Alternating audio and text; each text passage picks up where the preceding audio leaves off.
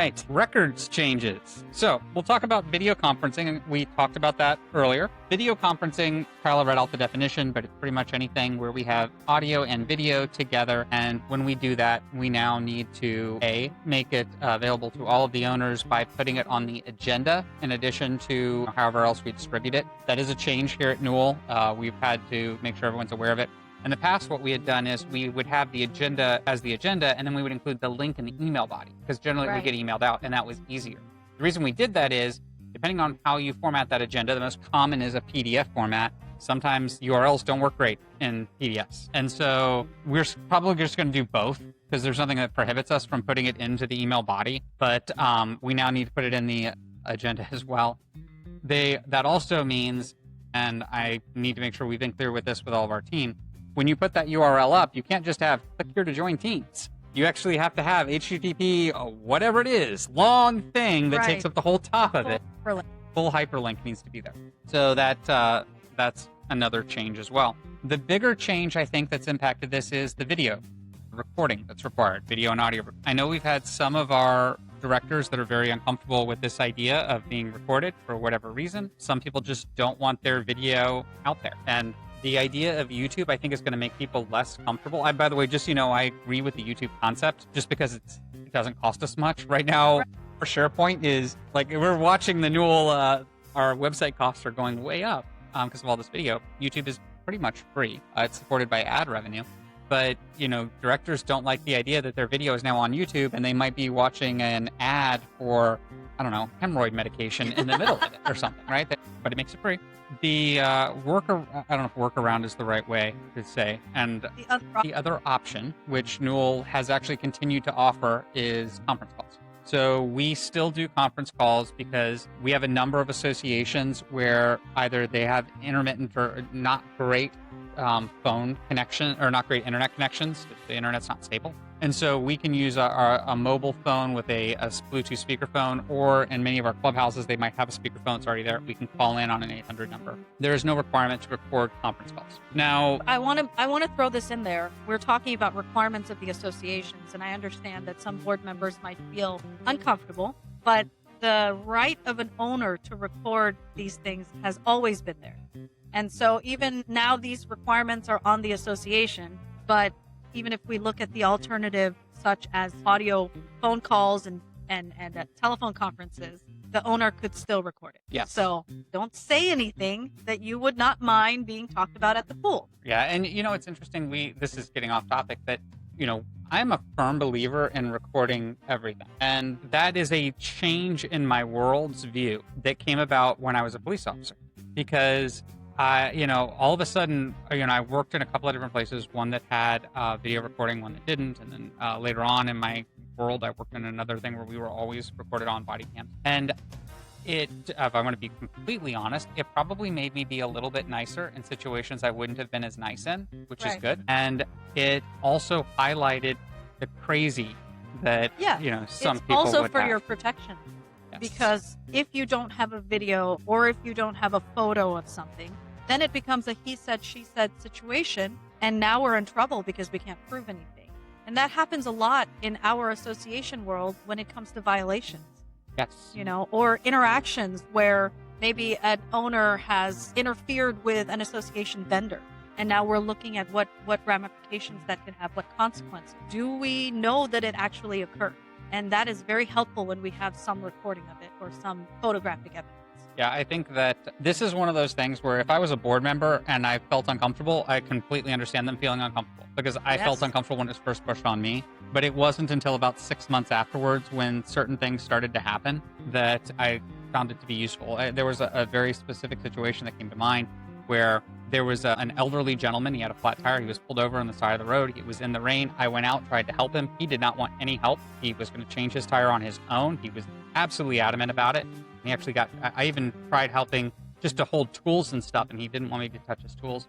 So I got back in the car. I left the lights on just so that there was officer visibility. And we got complaints. Somebody complained that there was a police officer who wouldn't get out of his car to help this old man changing a tire, just stayed in there so he wouldn't get wet. And we had video of the whole thing. Yeah. So that, stuff like that is very useful. What does concern me a little bit about this records changes is the changes to criminal charges. And the reason I'm a little concerned about this, I worry, it's not that I think that we're doing anything wrong. I worry about DBPR being weaponized against management companies and against associations. Because usually when DBPR gets involved, my experience has been, and hopefully if DBPR is watching this, you don't take offense to this, I would say 50 or 60% of the complaints that DBPR I've been involved with, the complaint itself, what they were upset about, had no violation at all. And DBPR is like, yeah, there is no violation here. Whereas you use somebody's name in an email, that's not a violation of DBPR. But X, Y, and Z might be, right? Because of other things that have happened. So what concerns me is DBPR being weaponized, because I've seen people try to weaponize DBPR, and we're giving them more and more ways that could happen. The change that concerns me is that previously you had to have there had to be like multiple events. Repeated, intentional, repeated violation. And repeatedly meaning 2 or more violations within a 12-month period. Now I think the intent part is vague, and it's no longer repeated. It can be a singular instance. Correct. So the word willfully, knowingly, and intentionally. It used to say knowingly, willfully, and repeatedly.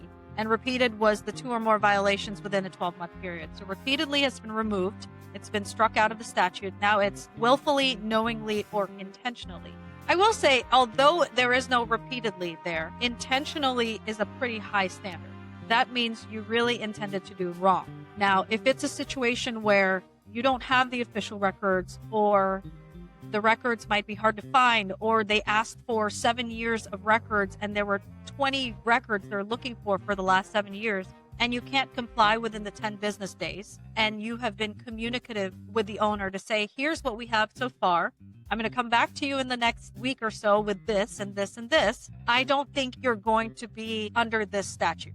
You did not willfully not provide access to the official records. You did not unintentionally do that or knowingly do that. I think it's a pretty high standard. It was a pretty high standard in the first place. And I think that the addition of intentionally actually is not a bad thing. I just wish that they would not have struck out repeatedly, because then it provides us with a little bit more leeway as well. I have not seen an association willfully, knowingly, and intentionally not provide access to the records. Sometimes the records are just not there, or there's so many records that it's not feasible to give access within 10 business days. I was more worried about intentionally the core being of intent, like what the intent was with it. Right. And so I guess I was thinking more along the lines of, and this is where, here's where I could see a DBPR complaint coming.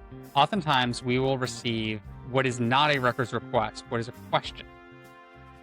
And it's not a records request, and we cannot comply with answering the question. Well, is it a certified inquiry? Did they send it by certified mail? So if somebody sends, I'm going to give you a real example that's playing out right now. A person sent an email, or sent not an email. They sent an email, they sent a certified mail and a regular mail. So they covered all their bases. So we knew when you do it all 3 ways, this is going to go somewhere. Why did the board of directors vote to do X, Y, and Z? So we go to the board. Why did you vote to do X, Y, and Z?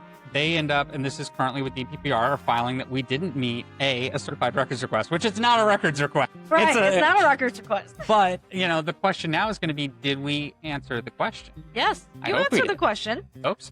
Why'd you do it? Because I wanted to. That's the response.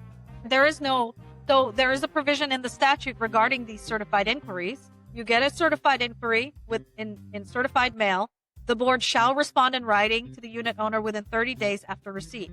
It shall either give a substantive response to the inquirer or notify the inquirer that a legal opinion has been requested.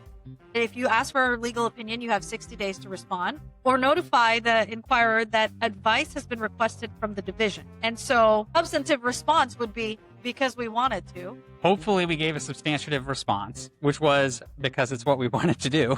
And it's now with the division. The concern I have with it is, A, is it a substantial response? And B, are we setting a precedent? When we get, and I might be wrong in this, and I don't know if I can use you for my answer, but when I receive something by email, USPS, and certified mail, I'm getting the attorney. I'm going to go to the board member and say, chances are that something is going to come What are to this. they trying to do with it? We need to have an attorney review this as well. Yeah. And now at this association, I would say this is happening once a month. Yeah. Where at these, you can, have certain rules about records requests. And you can also have rules regarding certified inquiries. So in the certified inquiry statute, it says the board may adopt reasonable rules and regulations regarding frequency and manner of responding to unit owner inquiries, one of which may be that the association is only obligated to respond to one inquiry for a unit in any given 30-day period. In such case, any additional inquiry or inquiries must be responded to in the subsequent 30-day period. That is a lot more gracious than the official records statute. So you can only ask a question once every 30 days. That's reasonable. Not sure you can do that in all associations for official record requests. The word reasonable has no definition. Yeah, depending on the size of the association and what its supportive staff it looks like. You've got a full-time Exactly. on-site manager and an admin. You can't say you're only coming in once a month if you want to look at the minutes. That's not going to fly. If you're a 10-unit association. Well, you might have a website. You might not. I mean, we have some that are sub 25 units that have full-time on-site. Yeah. So, all right. Well, with all of that wonderfulness, we're going to take a coffee break, and we will be back to talk about hurricane